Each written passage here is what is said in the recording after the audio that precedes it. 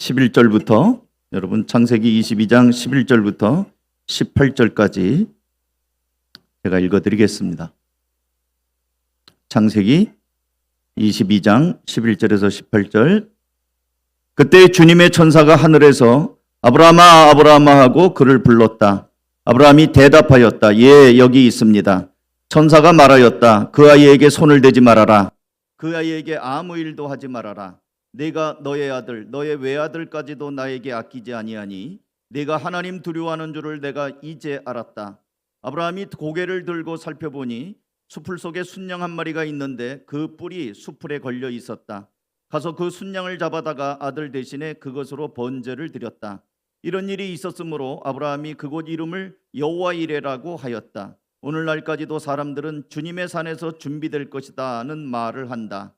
주님의 천사가 하늘에서 두 번째로 아브라함을 불러서 말하였다. 주님의 말씀이다. 내가 친히 맹세한다. 내가 이렇게 너의 아들까지 너의 외아들까지 아끼지 않았으니 내가 반드시 너에게 큰 복을 주며 너의 자손이 크게 불어나서 하늘의 별처럼 바닷가의 모래처럼 많아지게 하겠다. 너의 자손은 원수의 성을 차지할 것이다. 내가 나에게 복종하였으니 세상 모든 민족이 내 자손의 덕을 입어서 복을 받게 될 것이다. 아멘. 이 시간의 말씀은 우리가 예고한 대로 우리 설교자우소 대표이시고 또 전에 합동신학대학원 총장이신 우리 정창균 교수님 나오셔서 말씀을 전해 주시겠습니다. 우리 나오실 때 우리 환영하는 마음 우리 박수하면서 환영하겠습니다. 어서 오십시오.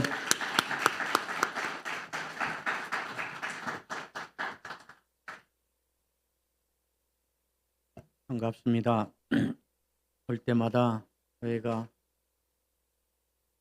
큰 교회도 아니고 영웅스러운 그런 교회도 아닌데 바르고 제대로 된 활력 있는 모습으로 나아가는 모습을 확인하면서 늘 감사하게 되고 또 마음에 큰 기쁨을 누립니다.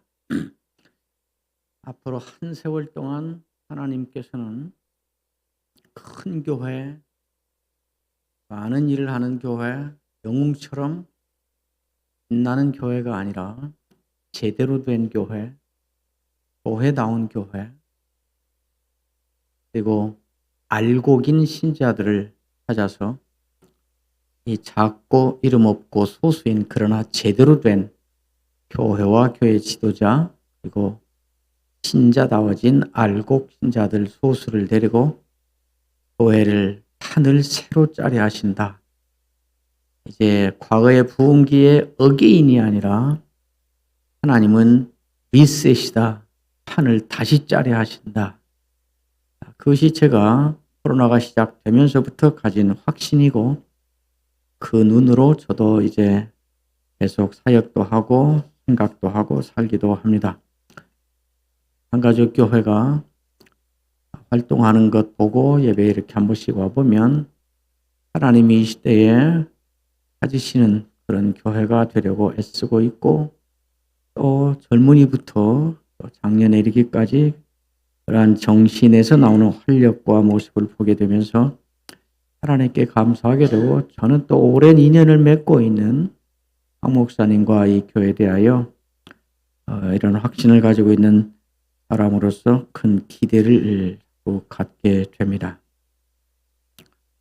오늘 우리가 읽은 이 말씀은 매우 특별한 말씀입니다. 특별히 마지막 16절부터 18절까지는 보면 마지막 단락의 말씀인데 특이합니다. 여러분은 새 번역 읽으셨지만 저는 개역 개정이니까 제가 읽는데 보니까 한 단어 두세 개 다르고 어법이 다르지 다 똑같으니까 제가 가진 성경을 읽겠습니다.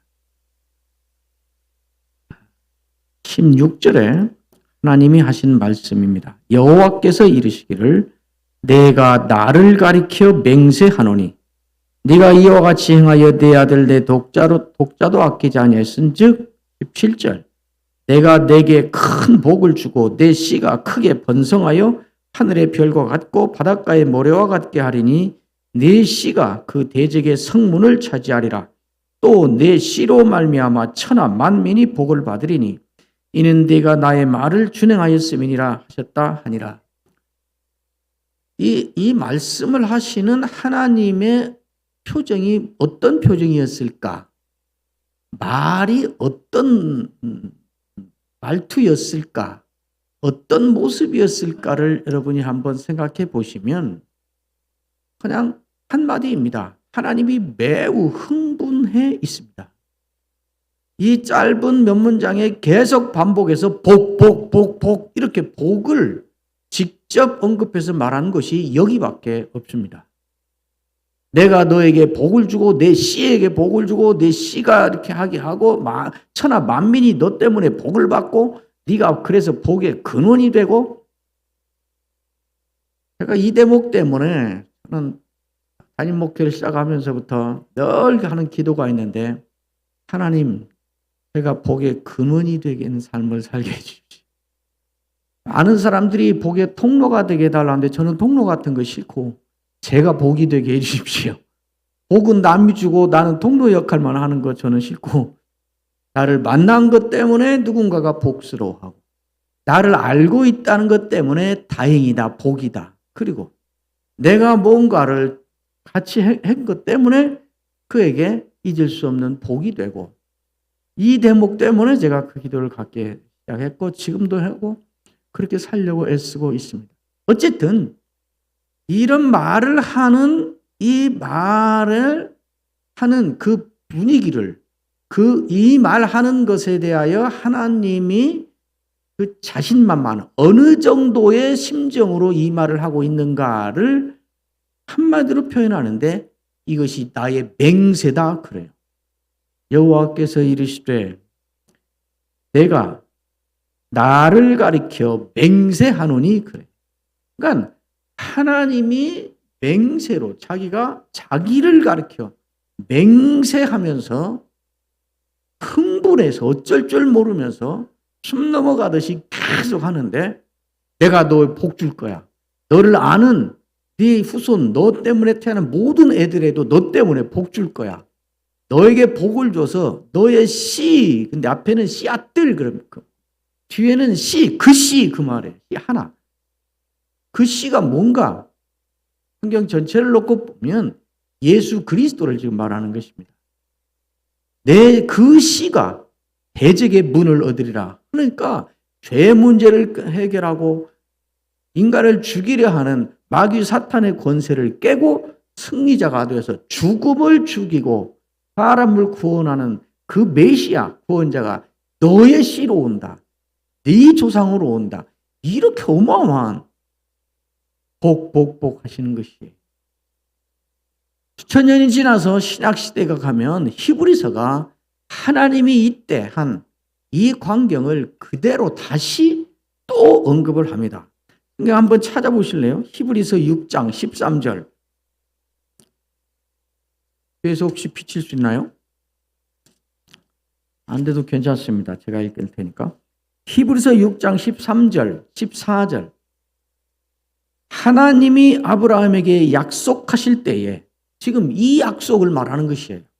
창세기 22장의 이 약속. 가리켜 맹세할 자가 자기보다 더 큰 이가 없으므로 자기를 가리켜 맹세하여 이르시되 내가 반드시 너에게 복 주고 복 주며 너를 번성케 하고 번성케 하리라 하셨다.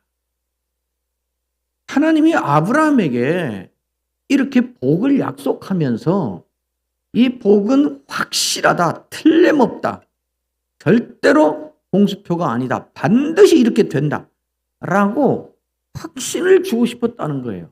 그래서 담보를 내놓고 싶었다는 거예요. 그랬잖아요. 담보를, 돈을 빌려가고 반드시 갚을게, 꼭 갚을게, 각서 써주고, 이것보다 내가 돈 빌려가니까 그 담보로 내 산을 담보로 줄게. 그러면 이게 확실한 거잖아요. 근데 담보를 주어서 확실성을 보장하면서 더 확실하게 하기 위해서 가장 큰 담보를 주려 하셨다는 것이에요. 그러니까 500만 원을 빌려가면서 5천만 원짜리 전세 등기를 담보로 주는 게 더 확실해요. 2억짜리 집문서를 주는 게 더 확실해요. 이거 모르겠어요? 2억짜리 집문서를 주는 게 더 확실하잖아요. 하나님이 확실하게 하기 위해서 가장 큰 담보를 주려고 담보를 찾으셨다는 것이에요. 찾다가 뭐라 그래요? 자기보다 더 큰 담보가 없었다는 것이에요. 하나님이. 그래서 히브리서에 보면 하나님이 아브라함에게 약속하실 때에 가리켜 맹세할 자가 자기보다 더 큰 이가 없어서 자기를 가리켜 맹세했다. 그 말은 하나님이 자기 자신을 담보로 내놓고 이 약속을 했다. 그러니까 이건 틀림없이 확실하다. 그 말. 그리고 한 말이 뭔가? 신학에서는 여러 개 하나님이 창세기에서 한 그 말을 요약해 버렸어요. 뭐라 하냐? 내가 반드시 또 맹세투지. 반드시 너에게 복 주며 너를 번성케 하고 번성케 하리라. 약속했다는 것이죠. 하나님의 축복 맹세입니다. 왜 이렇게 하시는가? 아브라함이 누구길래 무슨 일이 있었길래 하나님은 아브라함에게 이렇게까지 흥분해서 좋아하시면서 어쩔 줄 모르면서 자기 자신을 담보로 제공하면서 자기 이름을 걸고 이런 복을 주시겠다고 맹세하며 약속하시는 것인가? 이 약속의 실현으로 우리가 영적으로 다 아브라함의 자손이고 메시아 예수 그리스도도 아브라함의 자손이다. 이렇게 지금도 말하는 것이에요. 우리가 아브라함의 자손이. 사연이 있습니다. 하나님이 이렇게 좋아하시며 이렇게 하신 사건이 있습니다. 그게 앞에 창세기 22장 1절부터 15절, 정확히는 10절까지 있는 말씀입니다. 하나님이 아브라함은 나이 75살이 됐을 때 처음으로 하나님을 만나서 하나님의 육성을 듣고 하나님을 알게 됐습니다. 아브라함이 찾아간 게 아니라 아브라함은 알지도 못하고 있는데 하나님이 찾아오셨습니다. 아브라함아 부르시고 아브라함에게 본토 친척 아비 집을 떠나 내가 내게 지시할 땅으로 가라. 내가 너에게 복을 주고 큰 민족이 되게 하겠다. 하늘의 별과 같고 바다의 모래와 같이 하겠다. 덩치 없이 떠나라. 그때가 75이었습니다. 만나서 그렇게 하나님을 만나고 25년 세월이 지난 후에 아브라함은 평생의 소원이던 그러나 실현될 가능성이 없어서 포기해버리고 살았던 소원 하나를 응답받습니다. 아들을 얻은 것입니다. 이삭을 얻은 것이었습니다. 이삭을 얻고 한 14, 15년 지났을 때 이삭이 한 14살 됐을 때 그러니까 아브라함이 하나님을 처음 만난 것으로부터 계산하면 25년에다가 이렇게 하니까 한 35년, 한 40여 년 됐을 때 다시 아브라함아 부르면서 하나님이 아브라함을 찾아오셨습니다. 그동안 한 번도 교제도 없다가 온 건 아니지만 그러나 특별한 날, 특별한 목적을 가지고 하나님이 아브라함을 찾아오신 것입니다. 아브라함아. 그런데 하나님은 왜 아브라함을 찾아오셨는가? 22장 1절에 보면 한마디에 밝히고 시작합니다. 하나님이 아브라함을 시험하시려고 찾아왔다는 것이에요. 아브라함아 부르니까 여기 있습니다. 그러니까 하나님이 명령을 하나를 하십니다. 내가 네 아들, 네가 얼마나 사랑하는지 내가 아는데 그게 너의 하나밖에 없는 독자 외아들이라는 것 내가 아는데 그 아들을 내가 지시하는 산 그리 데리고 가서 그를 잡아서 번제로 나에게 드려라. 청천벽력 같은 말씀을 하시는 것이에요. 한 사흘길인데 사흘길을 가서 아들을 잡아서 번제로 드리라는 것이에요. 아브라함이 어땠을까요? 그 절에 2절에 그 말씀하시고 3절에는 아브라함이 아침 일찍 일어나 갔다 그러는데 그 2절과 3절 사이에 무슨 일이 있었을까요? 아브라함의 아버지인데 자기 생명보다 더 귀하게 여기는 아들인데 100살에 얻은 아들인데 아니 이러려면 왜 준 거야? 안 주면 됐을 잖아. 저 아들 내 손으로 잡아 드리라고? 차라리 하나님이 불순종했다고 심판해서 죽일 때까지라도 안 죽이고 살면 사흘은 더 살다가 죽지 않겠나? 왜 이러는 거야? 하나님이 있는 거 맞아? 저 하나님 아들 준 거 맞아? 그 아들을 통해서 천하 만민이 복을 받게 하고 하늘의 별같이 바다의 모래같이 조상이 생기다. 쟤 죽어버리면 아무것도 없잖아. 이제 애기 낳을 수도 없는데 별별 생각이 들었다가 그래도 하나님이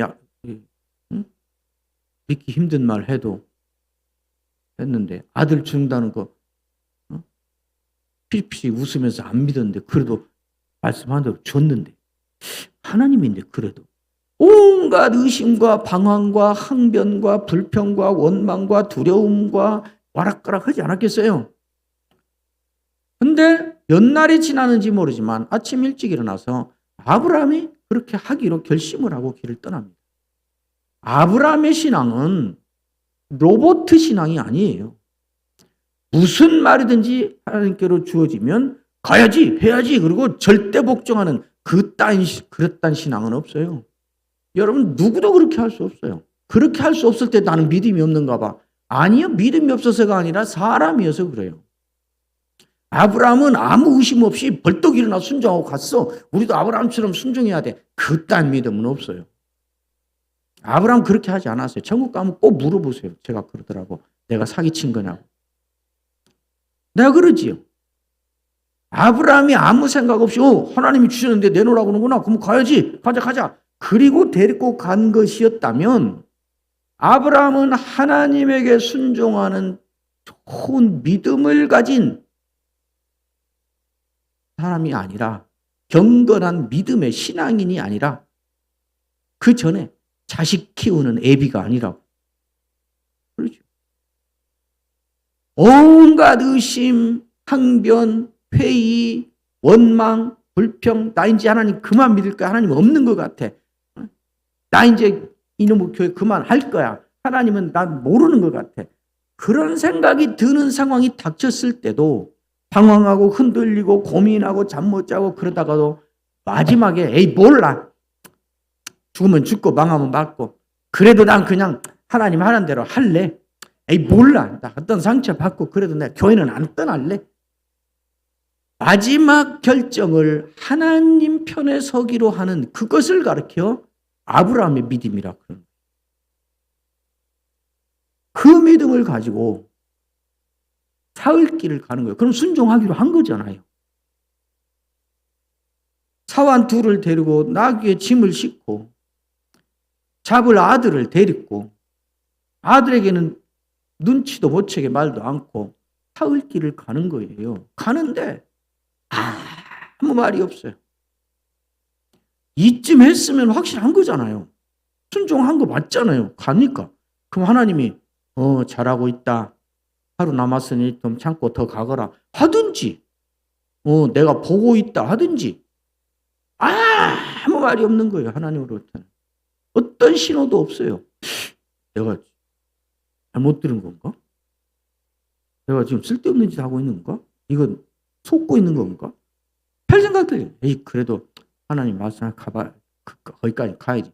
그랬는데 어쨌든 내가 지금 순종하고 있는 것이 옳다는 하나님으로부터의 어떤 신호도 없고 징조도 없는 그 막막한 아무 응답이 없는 답답한 길을 사흘길을 간 것이에요. 산 밑에 왔습니다. 아브라함이 사환 둘을 내려놓고 그 짐을 아들 잡아서 불태우려 했던 나무찜을 아들의 등에 지우고 둘이서 산길을 올라가요. 그러면 이건 진짜인 거 맞잖아요. 네가 올라가고 있구나. 내가 보고 있다. 뭐 하든지. 무슨 갑자기 하늘이 더 밝아져서 징조라도 느낄 수 있게 해주는데 아무 신호도 없어요. 왜 내가 자꾸 이 얘기를 할까요? 아브라함의 심정을 한번 상상해 보시라고. 근데 이게 추리소설일까요? 우리 늘 겪는 거잖아요. 경험이잖아요.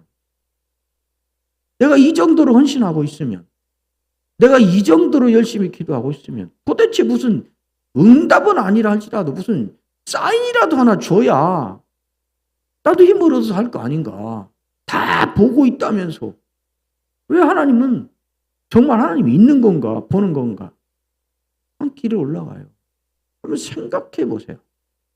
이놈 태워 잡을 나무를 이놈 등에 지우고 이제 얼마 남았다 하면 이제 얘는 외화는 끝이다는 걸 생각하면서 걷는 아버지를 생각해 보라고. 십자가 예수님 못 박을 때 하나님 심정이 그거였어요. 자기가 탈 나무를 치고 아들이 올라갑니다. 궁금하니까 물어봐요. 아버지, 나무도 있고 요즘 말하면 성냥도 있고 가스도 있고 다 있는데 왜 태울 재물은 없어요? 어때 뜨끔했겠지요. 하나님이 준비하실 것이다. 올라갔습니다. 나무단을 쌌습니다. 이제 잡아야지. 아들을 잡았습니다. 손발을 묶어서, 손발을 묶었다 써 있어요. 손발을 묶어서 나무에 올려놓았습니다. 그래도 하나님은 말이 없어요. 드디어 아브라함이 칼을 꺼내서 아들을 잡으려고 손을 내려치는데 그 순간에 손을 내려치는 그때 하나님이 급히 아브라함을 부르면서 나타나셨습니다. 그게 여러분이 읽은 8절 11절입니다. 아브라함아, 아브라함아, 그 아이에게 내 손을 대지 말라. 그 아이에게 아무 일도 하지 말라. 그리고 마치 내려치는 손을 딱 뻗치듯이 하나님이 나타났어요. 그 순간에 나타났습니다.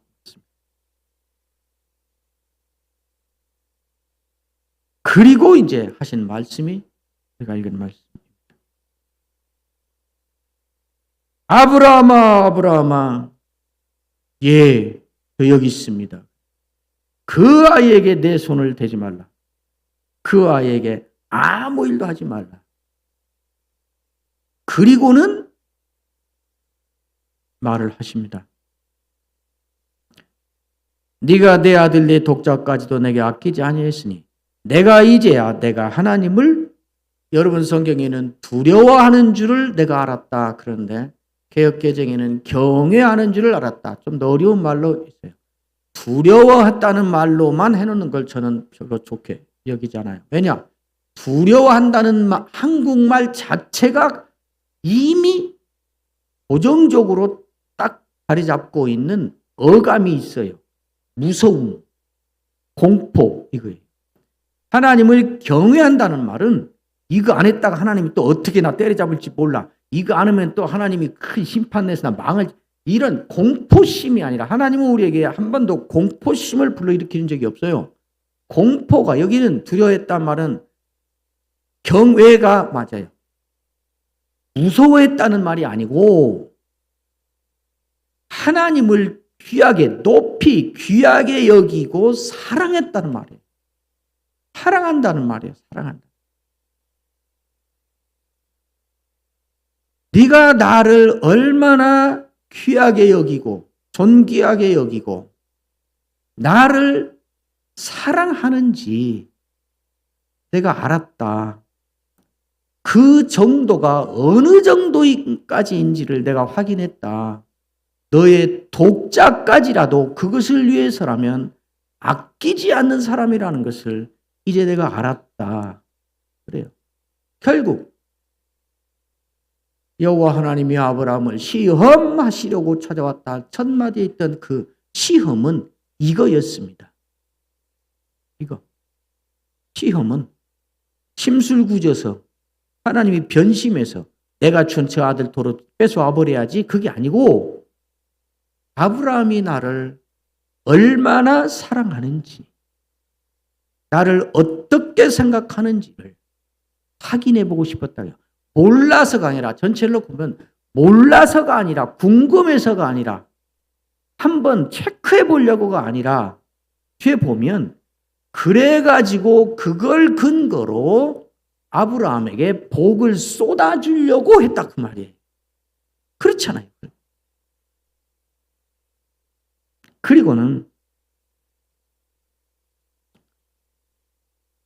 하나님이 아들 대신 그러면 나는 드리려고 왔는데 아무것도 못 드리고 그냥 끝났네? 그렇게 하지 않으려고 드리라고 한 것은 드리도록 성취를 하고 그거를 드리려고 했던 그것으로부터 확인한 그것에 대해서는 그것대로 또 복을 주고 이렇게 하려고 재물을 준비해 놨어요.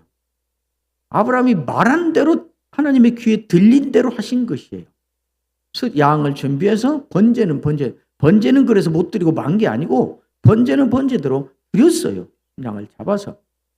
그리고 이제 일단락이 됐는데 하나님이 다시 또 나타나요. 두 번째 나타나요. 그래서 여러분들이 보시면 15절에 보면 여호와의 사자가 하늘에서 두 번째 아브라함을 불러 그랬잖아요.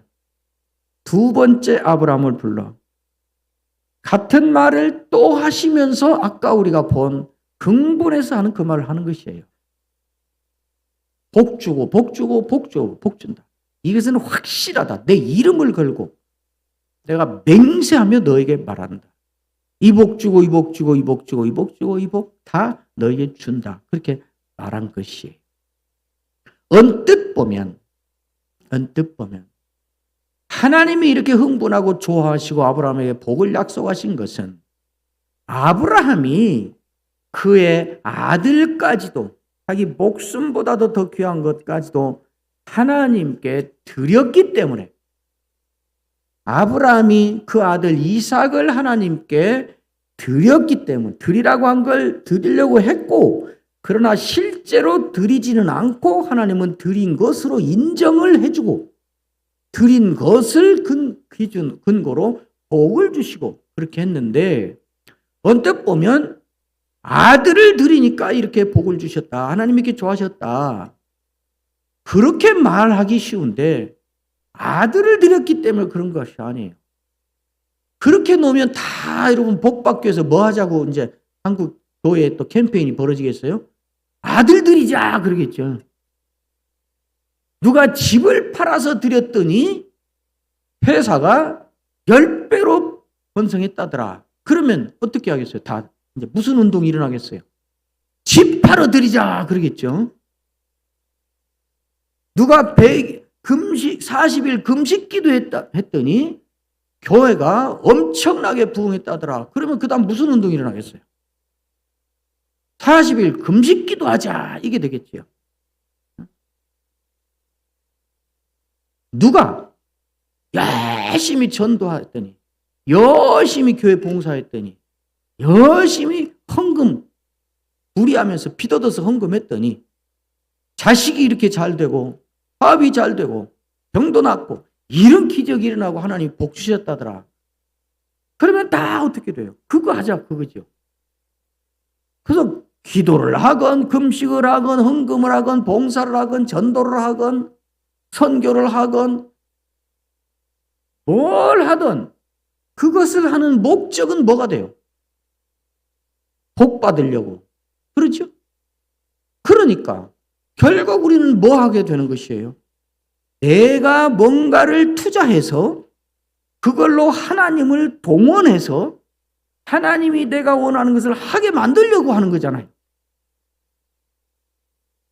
그렇지 않아요? 하나님은 아브라함이 아들을 드렸기 때문에 이렇게 좋아하시고 응원하고 복 주신 것이 아니고 오늘 보면 분명하잖아요. 말하잖아요. 하나님이 아들까지도 드리는 것을 보고 확인한 것 때문에 그런 것이에요. 아들을 드려서 그런 게 아니라 하나님은 아들을 드렸네? 집을 팔아서 갖고 왔네? 금식을 해서 나한테 금식을 갖고 왔네?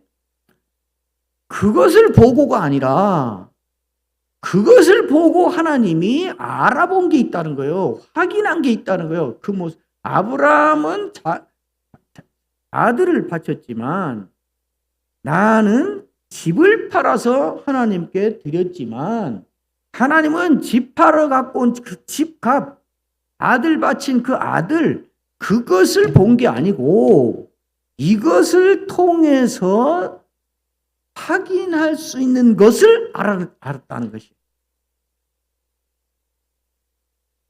그래서 하나님 뭐라고요?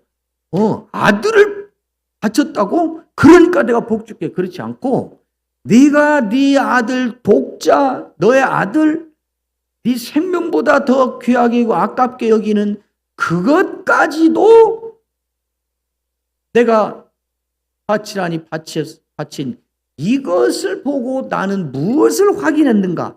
네가 나를 그렇게까지 사랑한다는 것을 확인했어. 그 말이. 그게 사랑. 그러니까 사랑과 헌신은 완전히 투자는 완전히 다른 것이에요. 뭔가를 희생해서 드리는 그 헌신이죠. 그죠? 헌신이잖아요. 우리는 그 헌신이라고 그래요.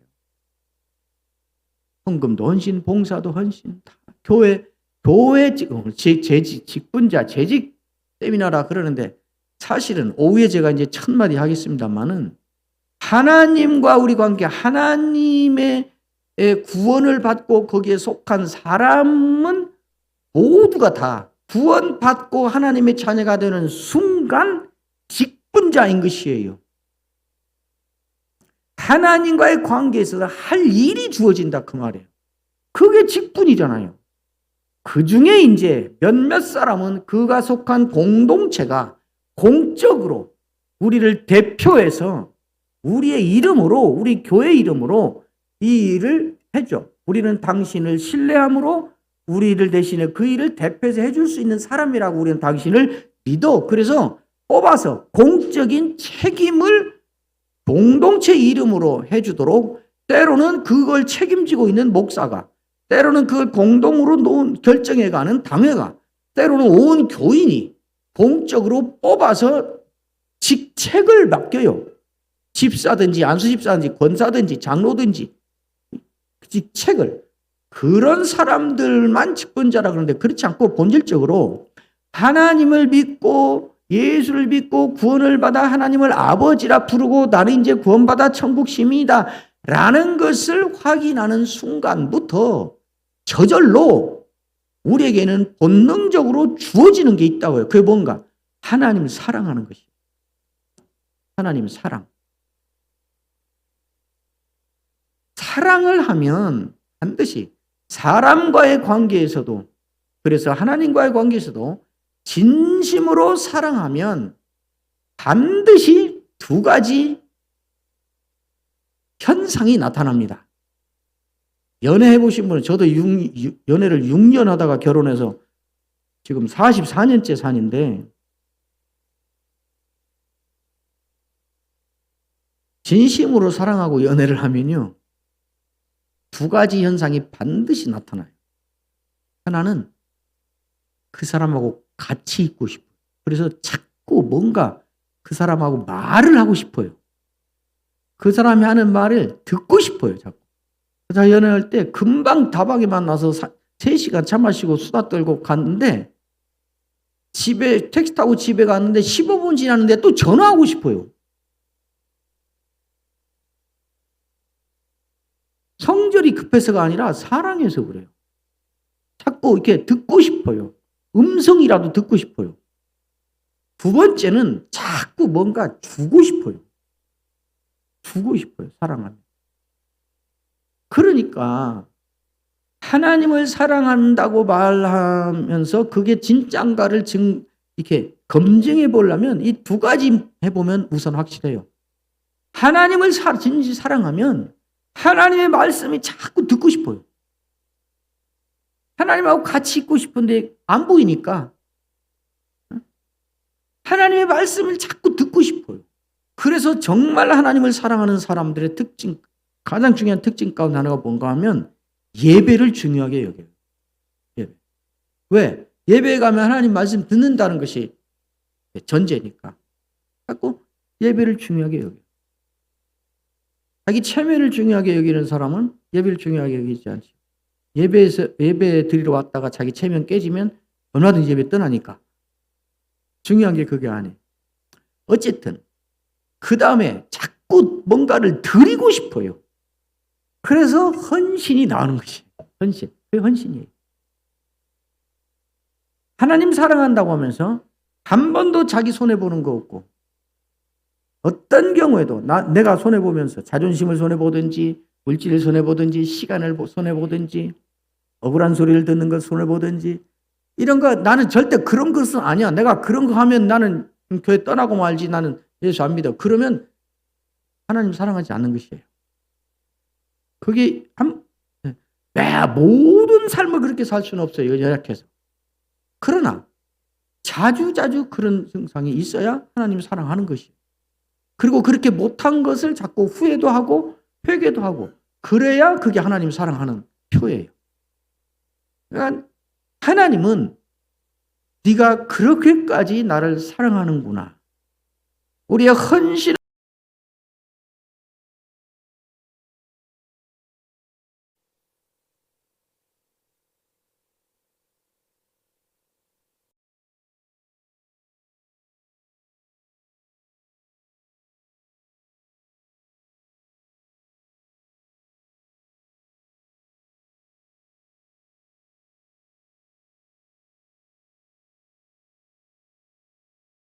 깎아 드렸더니 얼마나 흥분하는지. 만약 드린 금액을 보는 거였다면 예수님이 많이 돈 든 사람 칭찬하고 장로 세우고 직분자 세우고 다 하지. 네가 이 회당 책임져라 그러지. 뭐 쓸데도 없는 동전 2개 갖다 놓은 과부에게 예수님이 그냥 뿅 가가지고 그렇게 칭찬하고 높이고 왜 그러겠어요. 그것을 드리는 그 헌신을 하는 그 사람이 왜 이걸 하게 됐는가 그걸 확인했기 때문에 그런 거예요. 그게 뭐예요? 사랑. 투자는 사랑하고 달라요. 그래서 투자는 언제나 외형은 똑같아요. 외형은 투자하고 헌신하고 외형은 똑같아요. 자기를 희생하는 것이에요. 자기를 손해보는 거예요. 여행도 안 가고 옷도 새로 안 사고 차도 안 바꾸고 앞으로는 외식도 5년 동안은 안 해. 그래서 적금 넣어요. 그래서 5년 후에 이렇게 철저하게 애껴서 먹고 싶은 거 희생, 입고 싶은 옷 희생, 놀러 가고 싶은 거 희생 다 그래가지고 적금 넣어. 그렇게 해서 5년만 지나면 5년 후에 우리 집 살 수 있어.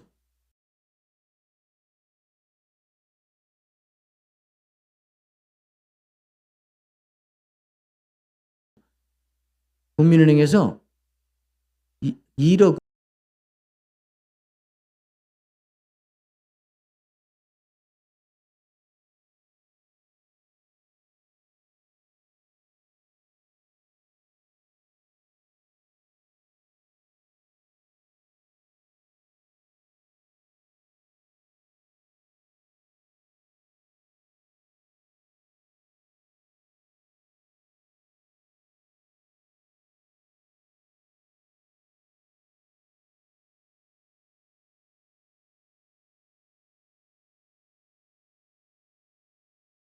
그럴까요?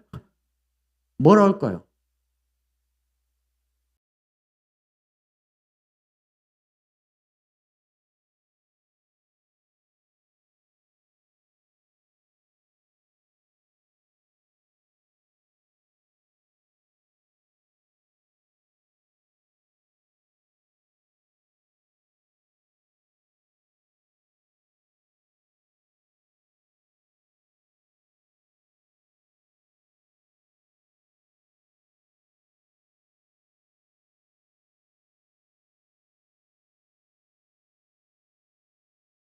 남편이 연봉이 1억 5천이에요.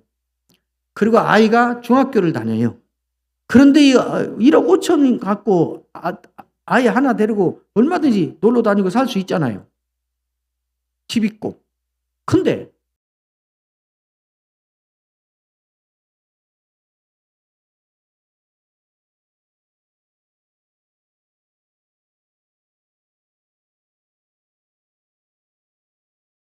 하려고 그 돈이면 됐지 저렇게 하는가 그랬더니 자기 아들 비싼 사교육 시켜서 교육 잘 시켜서 좋은 대학에 가게 하려고 자기 아들 교육비 만들려고 그래요. 그러면 그 엄마 보고 여러분들이 뭐라고 그래요? 야, 진짜 투자를 진짜 잘하셨네요. 그래요? 아니요. 야, 진짜 자식 사랑이 지독하네요. 그래요. 그건 사랑이라 그래요. 왜냐하면 반대급부가 없이 그냥 아들을 위해서 사랑해서 쏟아붓는 거니까 그건 헌신이라 그래요. 헌신은 우리가 말하는 하나님 앞에서의 헌신은 투자가 아니에요. 이거 하면 하나님이 이거 주니까, 이거 하면 이거 주니까 그 투자로 하는 거 아니라고. 투자의 마음으로 하니까 그것이 안 될 경우에 상처가 되고 원망이 되고 손해봤다는 생각이 들고 억울하고 그래서 이제 하나님 그만 끊고 싶고 그러지요. 사랑은 그 투자 심리가 아니에요. 그러므로 헌신은 사랑이 만들어내는 눈에 보이는 열매예요. 그러니까 헌신을 보면 뭘 아는가? 아, 저 사람 진짜 하나님 사랑하는구나. 아, 저렇게 어려운 일 당하고 저렇게 앞이 팍팍하는데도 저렇게 기도해도 아무 응답이 없는데 그래도 새벽마다 기도하고 그래도 저렇게 끈질기게 기도하는구나. 아, 저 사람 진짜 확실히 하나님 믿고 하나님 사랑하는구나. 그러잖아요. 이게 헌신. 하나님은 아브라함의 그 헌신을 통하여 그의 사랑을 확인한 것이고 그가 그렇게 사랑하는 것 때문에 그에게 복을 주신 거라 그 말. 그러니까 누군가가 하나님께 헌신해서 복을 받았다. 그러면 나도 그 헌신의 모양을 취하자. 그러면 나도 그 복 받는다. 이건 착각이에요. 그 짓 하다가 그 자리에서 부부가 3시간 간격으로 죽은 게 아나니아와 삽비라예요. 그렇죠? 그 헌신은 누가 하는가? 교회 안에 헌신에 대하여 아주 정말 지독한 오해와 왜곡이 있어요. 사람들이 이 헌신에 크고 작은 게 있다고 자꾸 생각해요. 그래서 자꾸 어떤 사람 와서 큰 헌신했다고 그러고 또 헌신하려면 어떤 신앙의 경력이나 교회 직책이나 예수 믿은 연륜이나 이런 것들이 있어야 된다 그래요. 그래서 이것 좀 한번 해보시죠. 그럼 아이고 나는 아직 신앙생활 한 지도 얼마 안 되고요. 응? 나는 아직 교회 경력도 없고 또 나는 뭐 직분을 받은 것도 아니고 그래서 저는 아직 헌신을 못해요. 그래요. 그런데 정말 그거는 하나님께 혼날 일이에요. 아까 그랬잖아요. 우리가 예수 믿고 구원받아 하나님의 백성이 되고 하나님의 자녀가 되고 하나님을 아버지라고 부르게 된 순간부터 그 은혜를 입은 모두에게는 하나님을 사랑해야 되는 도리가 주어지고 하나님을 살아가고 싶다는 본능이 생기는 거라고. 그리고 하나님을 사랑하기 때문에 하는 그 모든 것이 그것이 집을 파는 것이든지 동전 2개든지 등급의 차이가 없고 하나님을 사랑하기 때문에 내놓는 그 무엇 그것이 다 헌신이라. 그러니까 헌신은 예수 믿는 모두가 믿고 구원받은 순간부터 하나님을 사랑해야 되는 것이고 하나님을 사랑하니까 그 사랑의 열매, 몸짓, 증거로 어떤 모습에 자기 나름대로 자기가 내놓는 헌신이 있는 거라고. 그리고 그것을 받는 하나님의 입장에서는 다 똑같은 거라고. 집을 팔아 갖고 왔으니까 너는 나를 더 헌신했다. 동전 2개 갖고 왔으니까 너는 헌신이 아니다. 이러지 않고 하나님은 이걸 보고 금액을 안 보고 이걸 하게 된 마음을 확인하는 거니까. 근데 그게 사랑이니까. 그 사랑으로 내놓는 헌신의 모양은 각각 다르지만 돈 많이 낼수록 큰 헌금이라면 학생들은 어린 아이들은 그러면 나중에 직장 가고 돈 벌고 성인 돼야 드디어 그때부터 헌신할 자격이 주어진단 말이에요. 그 안에 아이들이 기도하고 찬양하고 이런 건 헌신하고 아무 상관도 없다는 거예요. 아니란 말. 하나님은 그렇게 받지 않는단 말이에요. 그러니까 하나님을 사랑해서 하는 모든 일들을 교회가 특히 목회자들과 교회 지도자들은 똑같이 귀하게 여기고 똑같이 값지게 여겨야 된다 그 말. 본인들도 그렇게 생각해요. 근데 교회가 자꾸 뭐 큰일하면 큰 헌신했다고 칭찬해줘. 작은 헌신이지만 자기는 나름대로 고민하면서 큰 결심해서 했는데 별거 아니라고 교회에서는 취급도 안 하고. 그러면 하나님께 죄 짓는 거라. 본인도 자기가 정말 하나님을 사랑하는 마음으로 했으면 나는 이거 하나님 사랑하는 마음으로 했으니까 하나님이 나 기뻐하실 거야. 아브라함의 복 약속하셨듯이 나도 그렇게 귀하게 여겨주실 거야. 그래서 자부심을 가지라고. 모두 다 1,000만 원씩 헌금했는데 나는 없어서 100만 원 한 것도 턱 말해서 내가 피 뜯어서 이거라도 해야지 해서 했어. 근데 뭐 거기 보면 10분의 1도 안 되니까 나는 별것도. 그러지 말라고. 하나님 아시잖아요. 내가 작은 거지만 이거 챙기느라고 얼마나 고생했는지.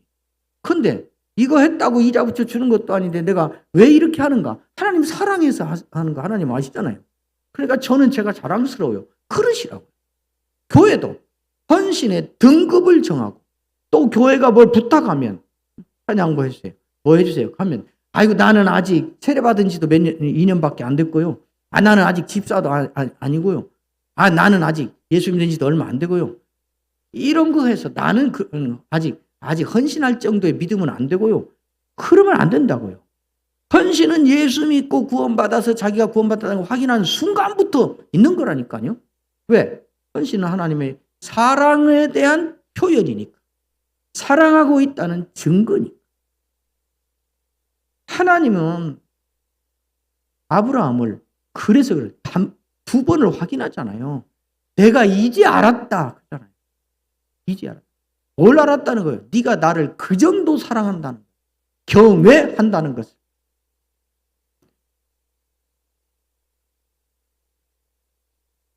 일 년을 시작하는 벽두에 이제 있습니다. 금년 한 해, 이번 한 해는 내가 정말 하나님을 사랑하는 마음을 품고 그 사랑의 증거들을 내가 하나님 앞에 내놓으면서 1년은 내가 살아봐야겠다 하고 한번 결심을 하고 1년을 그렇게 목표를 정하고 사시면 연말에 행복할 것입니다. 제가 목회할 때 2년을 연속으로 탁월한 헌신이라는 그 주제를 내걸고 했습니다. 헌신을 다 싫어한다고 그랬어요. 저도 그렇게 했습니다. 우리 아이들 다 했습니다. 오후에 재직 세미나 때 제가 얘기하겠지만 헌신하는 그 헌신에 대해 하나님은 반드시 복을 주십니다. 그냥 갚아주는 정도가 아니에요. 오후에 강의 안에 제가 써놨는데 하나님은 수도 많으시고 손도 크시다. 그게 제 평생에 우리 가정, 우리 아이들 현장에서 경험한 이야기입니다. 하나님을 사랑하십시오. 내가 하나님을 사랑하고 있다는 표현을, 몸짓을 헌신으로 하십시오. 헌신의 크기를 가지고 견주지 말고 헌신의 등급을 정해서 우열을 가리지 말고 하나님을 사랑하는 사랑은 사랑을 받으시는 하나님 앞에서는 다 똑같습니다. 똑같이 하나님이 기뻐하십니다. 왜? 우리가 헌신이라는 이름으로 내놓는 그것들이 우리가 생각할 때 엄청난 거고 그 정도는 나도 할 수 있고 그런 거지. 하나님께는 집을 100채를 팔아서 갖고 와도 동전 두 입이나 이건 하나님께 아무 차이가 없다니까요. 내가 예를 들어서 100억 투자인데 누가 나한테 돈 쓰라고 100만 원 갖고 온 거하고 누가 나한테 10원 갖고 온 거하고 나하고 금액이 무슨 의미가 있겠어요, 저한테. 그런 거예요. 그러니까 하나님은 그걸 보는 게 아니라 이걸 하는 네가 나하고 맺는 관계, 나에 대한 사랑, 왜 이걸 하는가? 나를 사랑하기 때문에 했구나. 그래서 기뻐하시고 그 헌신에 대한 복을 자기를 담보로 내놓으면서 숨 넘어가듯이 같은 말을 반복하면서 퍽퍽퍽퍽하면서 복을 약속하실 정도로 그렇게 하나님이 흥분하시고 좋아하신다. 금년 한 해 동안 여러분의 교회가 또 교회 새로운 책임을 맡은 공적인 직분을 가진 여러분이 모두가 오후에는 안 온다는 우리 젊은이들, 어린 학생들 모두가 다 이 마음을 가지고 금년 1년을 버티며 사시기 바랍니다. 아들을 내놓은 것이 납득이 안 될 만큼 아까운 일일지라도 이렇게 했는데도 아무 징조도 없고 소식도 없어서 하나님이 답답할 3일길을 가면서라도 그 과정을 통과해서 맹세하시고 약속하시는 하나님의 복에 이르는 여러분이 되기를, 여러분의 교회가 되기를 제 이름으로 축원합니다. 기도하겠습니다.